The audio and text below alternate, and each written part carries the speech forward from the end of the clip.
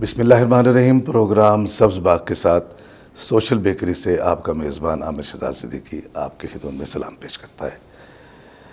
ناظرین، ہم تقریباً 75 سال بیت گئے، ہماری عوام آج بھی وعدوں پر کھڑی ہے۔ ہمارے سیاستدان جو وعدے دیتے ہیں، کیا وہ وعدے پورے ہوتے ہیں؟ ان کی تکمیل ہوتی ہے؟ وہ عوام جو اپنا ووٹ ایک امید، ایک خوشحالی کی امید پہ اپنے سیاستدان، اپنی قیادت کو دے کر گھر آ جاتا ہے اور اپنے نمائندے کو بحیثیت ممبر قومی اسمبلی، بحیثیت ممبر صوبائی اسمبلی ان کو اسمبلیز تک پہنچا دیتا ہے، ایک ووٹ ایک ایک کر کے کتنے ووٹ بنتے ہیں تب وہ اسمبلی میں پہنچتا ہے۔ وہ قیادت جو اپنے عوام سے ووٹ لے کر اسمبلی تک پہنچتی ہے، کیا وہ قیادت اپنے عوام کے اعتماد پر پورا اترتی ہے؟ یا آج اتنے سال بیتنے کے بعد بھی، اتنا بڑا پارلیمانی نظام ہونے کے بعد بھی، کیا آج بھی ہمارا جو ووٹر ہے وہ آج بھی امید پر بیٹھا ہے، گویا وہ سبز باغ دکھائے جا رہے ہیں اسے؟ یہ ہمارا آج کا موضوع ہے، اور جو ہمارے آج کے مہمان ہیں وہ پولیٹیکل شخصیت ہیں، سابق ڈویژنل پریزیڈنٹ ہیں اور پی ایچ اے کے چیئرمین ہیں، اعجاز جنجوعہ صاحب۔ جنجوعہ صاحب، آپ کو خوش آمدید۔ بہت شکریہ۔ آپ نے ابھی میری بات سنی ہی ہے، یہی ہمارا موضوع ہے۔ کیا ہم واقعی خواب دکھا رہے ہیں اپنے عوام کو، یا کوئی پریکٹیکل کام ہم کر رہے ہیں؟ بسم اللہ الرحمن الرحیم۔ دیکھیں، جو بات خان صاحب کر کے آئے تھے، وعدے کر کے آئے تھے، اس میں کوئی دوسری رائے نہیں کہ ہماری پنجاب میں اور جو مرکزی حکومت ہے ہماری ایک دو ووٹوں پہ کھڑی تھی۔ جی، ہمارے پاس کوئی ایسی پاور نہیں تھی کہ ہم اپنی مرضی کا کوئی قانون لا سکتے، اس کو پاس کر سکتے۔ آپ کے سامنے آپ دیکھ رہے ہیں کہ جب مختلف لوگوں کو پکڑا گیا، فرض کیا چینی پہ جب بات آئی تو وہ اس پہ آپ کے کورٹس اپنا سٹے دے دیتی ہیں، یا 40-50 ارب روپے کی منی لانڈرنگ جب پکڑی گئی شہباز شریف اس کے بیٹے پہ، تو پھر وہ فرد جرم عائد ہوتے ہوتے آپ یہاں تک پہنچ گئے۔ جب آئی وزیر اعظم عمران خان کو حکومت ہٹانے کی تو رات کو 12 بجے بھی کورٹ لگ گئی آپ کے سامنے۔ جی، کچھ چیزیں تھیں اور خان صاحب نے بڑا کلیئر کہا تھا کہ آپ مجھ سے وعدہ کریں، مجھے 1/3 اکثریت دیں، میں انشاءاللہ وہ تبدیلیاں لاؤں گا جو آپ سوچ نہیں سکتے۔ یہ وعدہ انہوں نے کس سے مانگا تھا؟ کس نے دینے تھی؟ یہ دیکھیں، یہ عوام سے مانگا، عوام سے وعدہ، عوام سے بات کی۔ پھر عوام نے ان کے وعدے پہ اعتماد نہیں کیا، نہیں، کیا ہوا؟ نہیں، یہ نہیں ہوا ابھی، کیونکہ خان صاحب پہلی دفعہ حکومت میں آئے اور جتنے پچھلے جو فنکار گزرے ہیں 30-30 35-35 سال سے 4 باریاں لگا کے گئے ہیں، 3 4 باریاں لگا کے گئے۔ جی، صاف ظاہر ہے جب آپ کسی نئے آفس میں آ کے بیٹھتے ہیں تو آپ کو جب کام ملتا ہے تو جب آپ کو نیکسٹ ٹرم ملتی تو اس میں جو غلطی کوتاہیاں رہتی ہیں تو اس میں آپ دور کرتے ہیں۔ جیسے ابھی میں آپ کو بتاتا ہوں، اب 20 مئی کو جو ہمارا جلسہ ہونے جا رہا ہے ملتان میں، تو بڑے سارے لوگوں کا اعتراض ہے کہ آپ اس کو قلعے پہ کیوں رکھ رہے ہیں۔ پچھلی دفعہ 7 لوگوں کی کیجولٹی ہو گئی تھی، بڑا نقصان ہوا تھا۔ دیکھیں، وہ ہم شہر کے لوگوں کے لیے اس میں ایک گیٹ عوام کی آنے اور جانے کے لیے ایک گیٹ کھلا تھا، جبکہ 3 گیٹ اور کھولنے تھے۔ وہ ہم پہ ڈالتے ہیں، ہم انتظامیہ پہ ڈالتے تھے، اس میں بہت بڑا نقصان ہوا۔ ایک حادثہ گزرا، ہمیں بھی دکھ ہے، ظاہر ہے اس کو اب آ کے اس غلطی کو ہم دور کر رہے ہیں۔ سب سے پہلے ہم نے گیٹ جا کے دیکھے، جگہ دیکھی، صرف اس لیے کہ شہر کے لوگ تنگ نہ ہو، اتنے دور ہم لے جائیں، کیسے سفر کریں گے گرمیوں میں چٹیل میدان میں؟ یہاں چلو پارک ہیں، دائیں بائیں کوئی بیٹھنا چاہے گا، ریسٹ کرنا چاہے گا، بہت ساری چیزیں۔ شہر سے جو پیدل لوگ نکلیں گے، سواری کی ان کو ضرورت نہیں پڑے گی۔ یہ وہ ہوتی ہیں جو آپ غلطیاں کرتے ہیں، اس غلطیوں کی اصلاح کرتے ہیں۔ جنجو صاحب، یہ تو ہے نا ایک اپروچ پبلک کی، اس کو وہاں تک لانے کی۔ میرا سوال یہ تھا کہ ہم نے 75 سال کے پارلیمانی نظام کی پریکٹس میں عوام کو وہ سب دیا ہے جس کا خواب عوام ووٹ لگاتے ہوئے دیکھتی ہے، کیا وہ عوام کو ملا ہے؟ خواہ وہ کسی کی 4 ٹینیور کی حکومت ہے، خواہ کسی کی 3 ٹینیور کی حکومت ہے، یا خواہ پہلی بار پاکستان تحریک انصاف۔ میں اسی بات کو آ رہا تھا صدیقی صاحب، کہ آپ کو جب پچھلی غلطیاں آپ کرتے ہیں تو اس کو سدھارنے کے لیے آپ کو ٹرن چاہیے ہوتا ہے، ٹائم چاہیے ہوتا ہے۔ آپ بڑے بہترین طریقے سے، اب خان صاحب، اب ہمارا ملک پورا پٹڑی پہ چڑھا تھا، مختلف ممالک آپ کے ساتھ ایگریمنٹ کر رہے تھے، مختلف ممالک کے ساتھ آپ کی بات چیت ہو رہی تھی۔ آپ رشیا جا کے ایک سستے ڈیزل اور گیس کا بندوبست کر رہے تھے جو آپ کے بڑے مسائل بن رہے تھے. اچھا جسٹر تھا. یہ بھی جو لوگ کہتے ہیں نا جی انہوں نے جا کے یہ زیادتی کی فلاں کی ہم نے سب کو چھوڑ دیا کسی کو. اب انڈیا آپ کے سامنے جب خان صاحب بار بار اس کی انڈیا کی وزارت خارجہ کی بات کرتے ہیں تو وہ سیدھے ہو گئے امریکہ کے سامنے کہ یہ ہمارے مفادات کی بات ہے, ہم یوکرائن میں جو حملہ ہوا ہے ہم اس سے بائیکاٹ رشیا سے نہیں کر رہے, اپنے ملک کے آپ مفاد دیکھ رہے ہیں نا. ہمیں تو انہوں نے اپنا وہ غلام, جس طرح خان صاحب کہتے ہیں ہم کوئی غلام ہیں, تو ہمیں انہوں نے غلام سمجھا ہوا ہے, ہمیں لائن پہ لگ کے ہمیں روٹی ملتی ہے اور ہم یہ زیادتی ہمارے ساتھ زیادتیاں بار مگر ہم نے اپنا بیہیویئر غلامی والا دیا ہے تو ہمیں مانا جاتا ہے. اب دیکھیں اگر ہم ریزسٹ کر رہے ہیں, پورے پاکستان کی عوام نے خان صاحب کے اس بیانیے کی تائید کی یا اس نے 3.5 سال میں جو کارکردگی دکھائی, عوام کیوں کھڑی ہو گئی خان صاحب کے ساتھ. کے پی کے میں ہم نے ایک 2013 کی حکومت پوری کی, اس کے بعد آپ کو دوسری ٹرم بھی ملی, تیسری ٹرم مجھے لگتا ہے اس سے بھی بھاری اکثریت سے ملے گی کے پی کے میں. اچھا کیا یہ جو دوسرا بار آپ کو وہاں ملا ہے کے پی کے؟ 2 بار مل چکا ہے. نہیں, جو پہلا آپ نے ابھی فرمایا نا کہ ایک تجربہ ہوتا ہے, فرسٹ ٹائم ہم نے سیکنڈ ٹائم کے پی کے میں آپ 2 بار دوسری بار, کیا دوسری بار کے نظام پر عوام تک رسائی کے نظام پر آپ مطمئن ہیں؟ دیکھیں اس میں کافی سارے, سب سے پہلے انہوں نے جو وہاں ایک صحت کا مسئلہ تھا, صحت پہ انہوں نے آ کے خان صاحب نے بات کی اور اس کو پورے سب سے پہلے اسی صوبے کو کے پی کے میں صحت کارڈ دیا گیا, ایک گھر تک صحت کارڈ ہے. اگر آپ میں سے کوئی آدمی اس کو استعمال کرتا ہے تو آپ کو اندازہ ہوگا کہ جس غریب آدمی کا کوئی آپریشن کا مسئلہ آ جاتا ہے تو نہ اس کو اپنے آفس سے ایڈوانس ملتا ہے, اگر مل بھی جائے تو پھر قرضے میں اتنا دب جاتا ہے جس کا مسائل نہیں. یہ ایک اتنا بڑا ایڈوانٹیج ہے جس کو ہم عام آدمی سمجھنے کے لیے تیار نہیں, جیسے جس کو ضرورت پڑ رہی ہے وہ سمجھ رہا ہے, وہ بالکل خان کے ساتھ گزرا ہے وہ سمجھتا ہے. اچھا پھر اس نے شیلٹر ہاؤس بنائے, جو لوگ سڑکوں پہ سوتے تھے, رہتے تھے, کھانا نہیں ملتا تھا. آپ دیکھیں دسترخوان, احساس دسترخوان کے نام سے کتنے ہوئے ہیں, نوجوان پروگرام آپ کو دیا ہے. پھر آپ کا بے نظیر انکم سپورٹس جو سسٹم تھا اس میں سے ان کرپٹ لوگوں کو بھی نکالا, جو 17-18 گریڈ کے لوگ بھی اس میں سے حصہ لیتے تھے, اس کی انہوں نے کٹ چھانٹ کی, اس میں سے کئی لاکھ لوگ نکالے. اب ماشاءاللہ مستحق لوگ لے رہے ہیں, اس کو چلا بھی رہے ہیں. اس طرح آپ دیکھیں تعلیم کے معاملے میں چلے جائیں, آپ نے یکساں تعلیم اس کو کر دی, پھر آپ نے قرآن مجید لازمی کر دیا, پھر آپ نے اتھارٹی بنائی سیرت النبی کے حوالے سے, اس نے مسٹ کر دیا کہ آپ بچوں کو پڑھائیں تاکہ نبی کریم صلی اللہ علیہ وسلم کی پوری زندگی کے بارے میں لوگوں کو پتہ چلے. یہ کون سے ابھی تک 70 سال میں کس نے کیے تھے؟ آپ پٹھڑی میں چڑھ رہے تھے. بڑا خوبصورت یہ قدم تھا یہ سیرت النبی کے حوالے سے صلی اللہ علیہ وسلم, اور یہ پوری دنیا کو ایک پازیٹیو میسج جو ایک فوبیا ہے. اچھا اس پہ بھی بڑی بات ہے جو اس نے جا کے جنگ آپ کے یو این او میں کھڑے ہو کے لڑی, 2 جنگیں لڑی. ایک انوائرمنٹ کی لڑی, گرین پاکستان, گرین کے حوالے سے آپ بات کر رہے ہیں, یہ گرین کرنے کے لیے پوری دنیا نے اس کو ایوارڈ بھی دیا اور اس کو مانیٹر بھی بنایا, پوری دنیا کا مانیٹر اس کو کنسیڈر کیا خان کو. انوائرمنٹ پہ بات کی, پھر اس نے جناب حضور نبی کریم صلی اللہ علیہ وسلم کی حیات پہ بات کی, زندگی پہ بات کی, اسلام فوبیا پہ بات کی, پوری دنیا نے اس کو مانا. پھر ان کو بتایا کہ کیا ہوتا ہے. پچھلے دنوں آپ کے جب شہزادہ آیا سعودی عرب سے, شہزادہ سلمان آیا, تو اس نے کہا 25 لاکھ لوگ میرے دل کے بڑے قریب ہیں, سفید پوش لوگ ہیں. تو آپ وہاں جا کے درخواست دے رہے ہیں ان کو پکڑیں اور ڈھکیں, اور اپنے نون لیگ کے بندے نکل آئے اس میں نعرے لگوانے والے, ان کو کھڑا کرنے والے. تو یہ فرق دنیا کو پتہ چل رہا ہے. مہنگائی پیٹتی تھی, ہم کہتے تھے پوری دنیا میں مہنگائی ہے, امریکہ 40 سال بعد اتنی مہنگائی آئی کہ آپ خود یورپ میں رہے ہیں, انگلینڈ میں رہے ہیں, آپ کو اندازہ ہے 30 سال میں اب لوگوں کو, میرا بچہ وہاں پڑھتا ہے, انہوں نے کہا شیلف خالی ہو گئے ہیں, دکانیں خالی ہو گئی, لوگوں کے پاس سامان نہیں تھا, اتنی مہنگائی. اچھا آپ یہ تسلیم کرتے ہیں کہ مہنگائی کا ایک شدید طوفان آپ کے بالکل تھا, میں آیا, لیکن کووڈ کے دنوں میں ملٹیپل آپ دیکھیں کتنا گنا میں, آپ نے کبھی اس کو شماریات میں جا کے چیک کریں, اس کی ایوریج کہاں چلی گئی. 135 روپے کی چیز 435-50 روپے تک پہنچی ہے.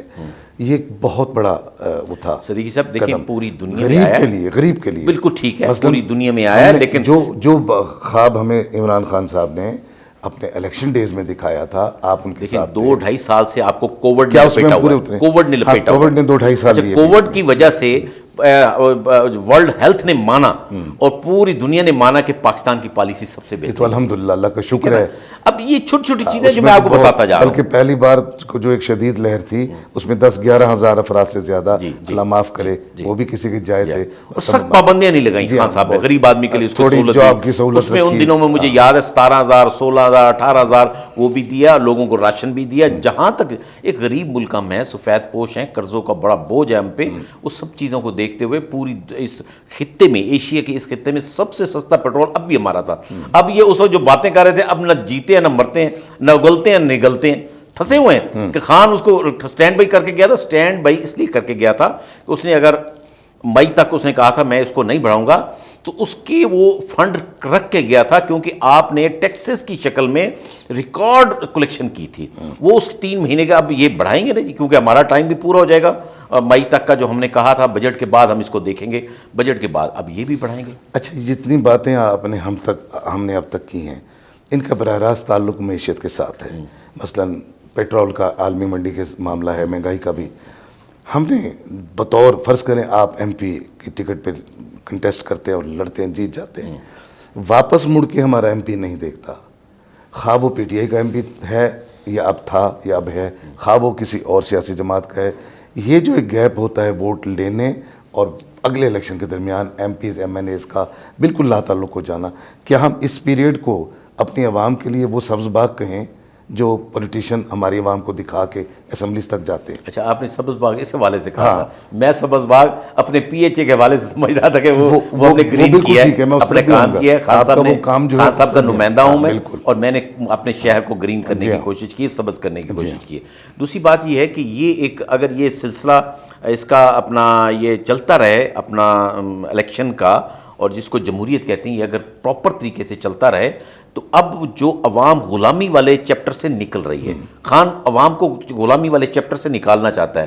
آپ اس لیے ووٹ لیتے ہیں کہ آپ ملتان میں بھی نہیں رہتے، پاکستان میں بھی نہیں رہتے، آپ کو ووٹ ہم اس لیے دیتے ہیں کہ ہم غلام ہیں. جب ہم غلامی سے نکلیں گے، آپ کا رابطہ نہیں ہوگا. جو اچھے پولیٹیشین ہیں مسلسل اپنے حلقے سے واسطہ رکھتے ہیں. ملتان میں کچھ ہمارے MNA MP ہیں جو مسلسل لوگوں کے رابطے میں ہیں اور اپنے دیروں پہ بیٹھتے ہیں، اپنی بات کرتے ہیں، لوگوں کو کام کرتے ہیں، کیونکہ اگلا الیکشن انہوں نے جیتنا ہے، صحیح لڑنا ہے.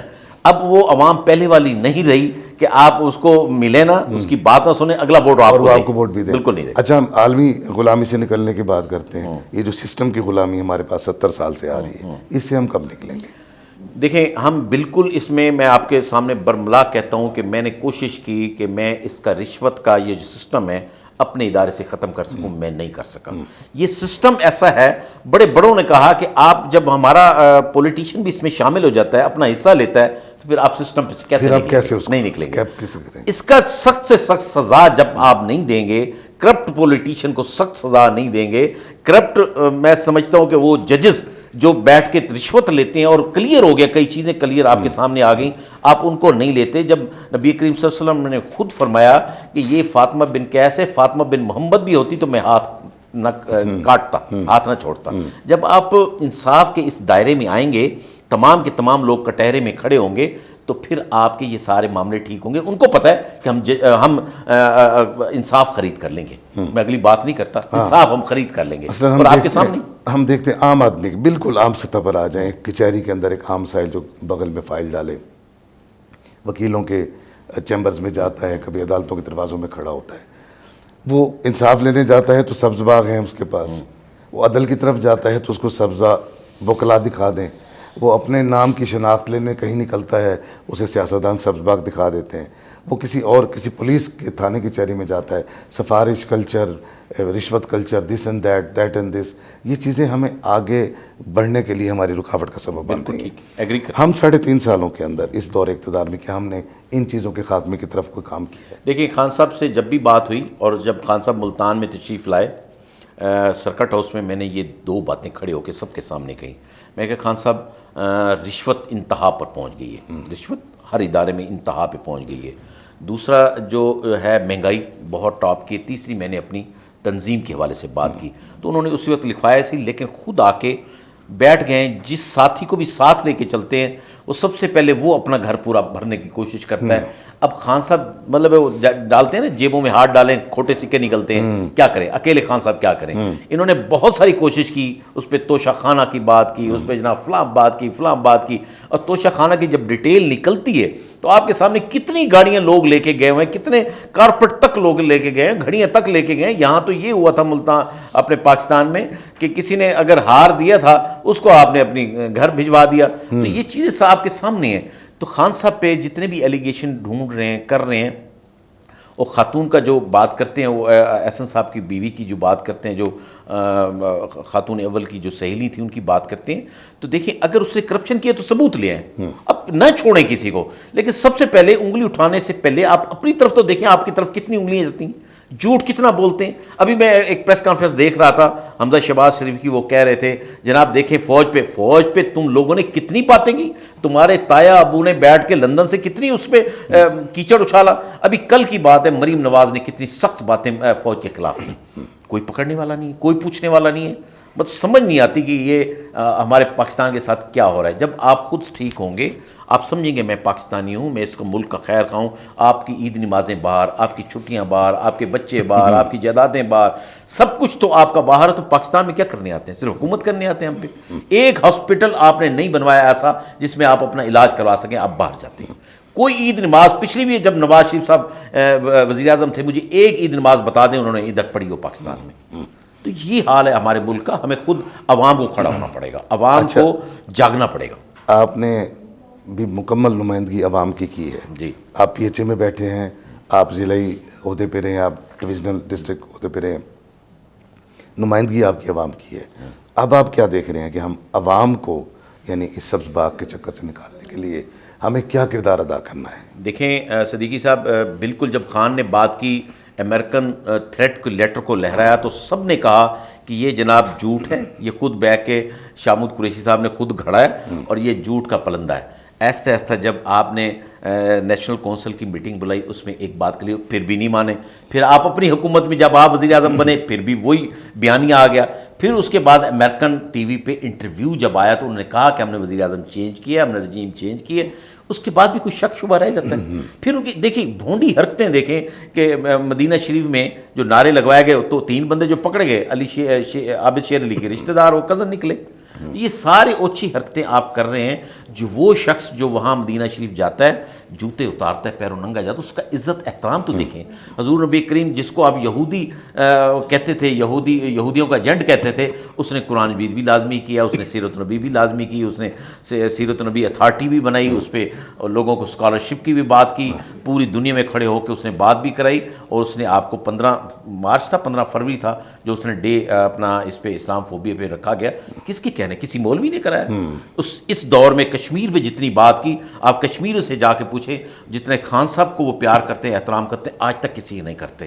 تو وہ کہتے ہیں جس طرح علی گیلانی نے مرتے ٹائم کہا تھا میں پاکستانی ہوں، پاکستان ہمارا ہے، میں بھی ایسے کہتا ہوں، عمران خان بھی ایسے کہتا ہے پاکستان ہمارا ہے، میں پاکستانی ہوں۔ یہ پاکستان ہمارا والا تو بات دل میں اترتی ہے اور ایک ٹھنڈک سی ایک ادب انسان کے اندر پیدا ہو جاتا ہے۔ میں اس بات پر بھی آپ کا شکر گزار ہوں کہ آپ ہمارے پاس تشریف لائے، بڑی مہربانی۔ اور اس بات پر بھی شکر گزار ہوں کہ آپ نے کھلی باتیں کی ہیں، کیونکہ چینل یہ عوام کے لیے ہوتا ہے، عوام تک بات کا اصل پہنچنا ضروری ہے۔ انشاءاللہ اس امید کے ساتھ کہ انشاءاللہ ہم دوبارہ بھی ساتھ بیٹھیں گے۔ میں آپ کا شکر گزار ہوں۔ اور ناظرین، سبز باغ کے حوالے سے جو بھی گفتگو ہوئی، وہ جو ایک گیپ ہوتا ہے آپ کے ووٹ اور آپ کے الیکٹ ہونے والے جس کو آپ الیکٹ کرتے ہیں ممبر کہ واپس آپ تک آنے کے درمیان، اس وقفے کو ہم سبز باغ کہتے ہیں۔ اس امید کے ساتھ کہ ہم اس سبز باغ کے دائرے سے باہر نکلیں گے اور ہم ایک سرسبز و شاداب پاکستان بنائیں گے۔ اپنا بہت سا خیال رکھیے گا۔ اللہ حافظ۔